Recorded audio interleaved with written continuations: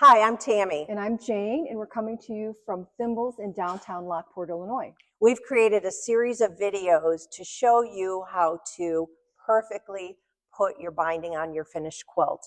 This next video, it will show you how to attach the binding to sew it on to get perfect corners every time.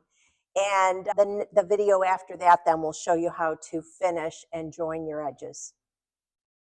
So what I'm going to do now is I'm going to sew the binding onto the quilt.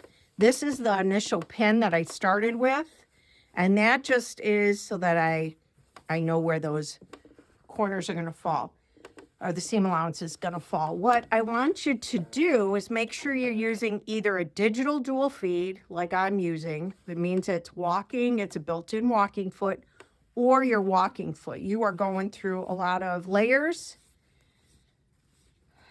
Make sure that you are not pulling on the binding. So what I'm doing right now is finding my binding because it kind of got twisted up into the quilt. I'm going to put it over on my right side. Some people will roll it onto a tube and then put it on their knee lift.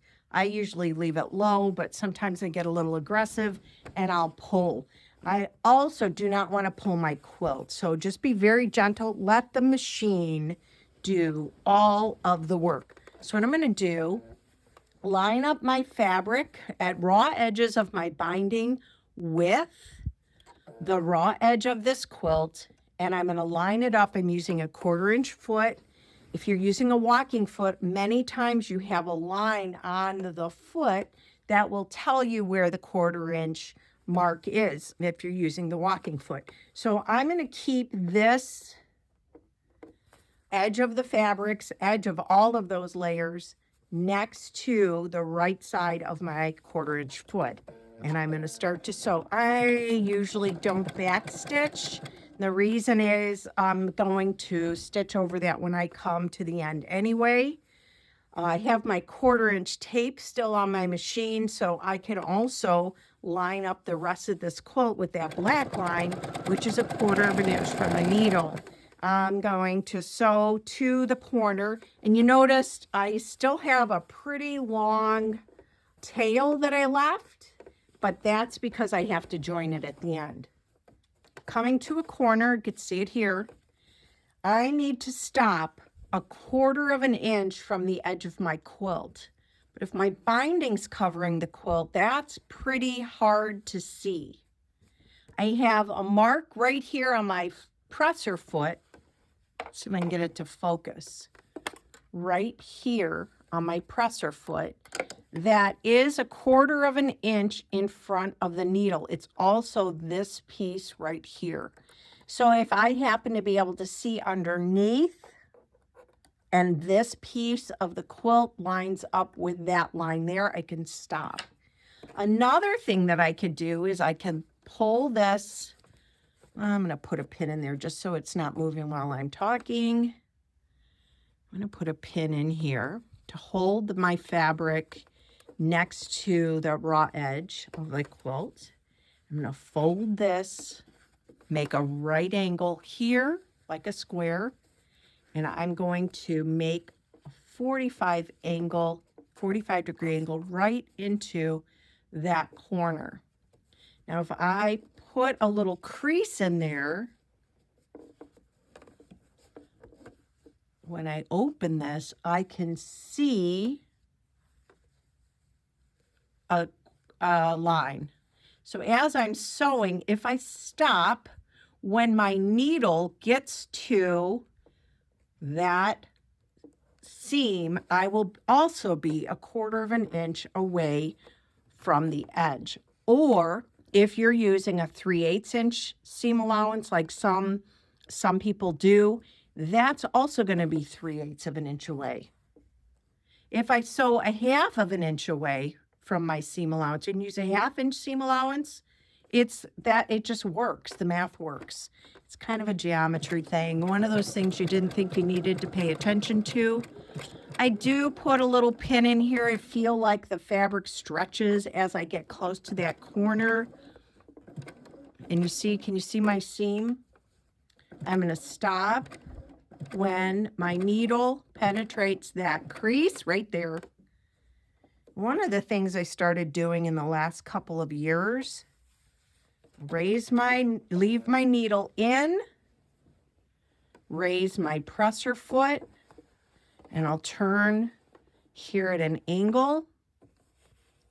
And so that you see can't really, there is the point of my quilt is right here. I'm going to sew, basically what I'm doing is sewing on that crease. But if I sew off of the quilt right into that corner, that helps to set my seam. Cut the thread and pull your quilt away from your sewing machine. Always do this on a flat table. You don't want to do it on your sewing machine. It's just too much. So I'm going to take the binding and I'm going to fold it back onto itself. So you see there's that seam that I stitched to the corner. This edge of my quilt should be an exact straight line with my binding. I'm going to fold it on top of itself this way.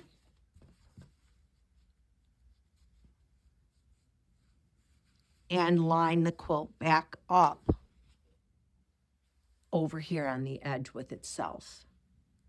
All right, so I stopped 1/4 of an inch from my first seam. This time I'm going to start sewing right at the very edge.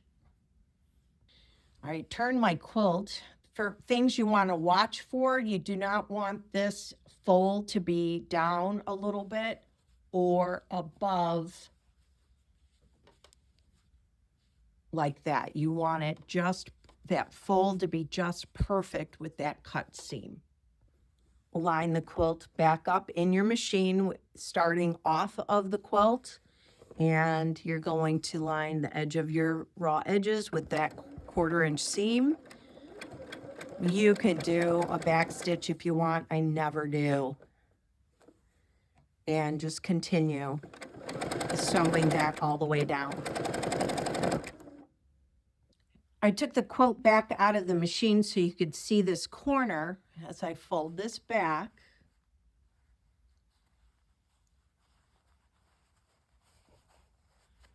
You're going to press, you'll press this away from itself, right? Let's go, usually do this as I'm sewing. I try to make my fold, you have a fold here on the top, so here my fold is going towards this side, and then back I make that fold go to that side. When you turn it over,